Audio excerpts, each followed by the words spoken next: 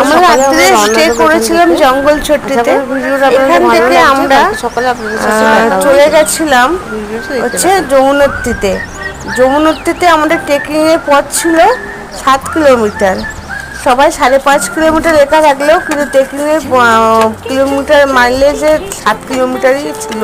লাস্টে যখন পৌঁছেছিলাম আমরা প্রত্যেকে লাঠি নিয়েছিলাম, এর সাথে দুলিও ছিল, ঘোড়াও ছিল। আপনাদের যেটা সুবিধা আপনারা নেবেন। আমরা যেহেতু এখনও পুরোপুরি সবাই ফিট আছি এবং আমরা কাউকে মানে আর কি কষ্ট দিয়ে কোনো অবলা জীবকে আর কি উঠতে চাইনি, ওই জন্য সবাই যতক্ষণ সামর্থ্য আছে ততক্ষণই আমরা হেঁটে যাচ্ছিলাম।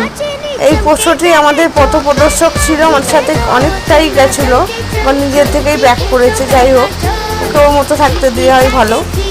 দেখুন কি সুন্দর জায়গাটা। আমরা ফার্স্টে ট্রেকিংটা শুরু করেছিলাম 5টা থেকে, তারপরে 5:30টার সময়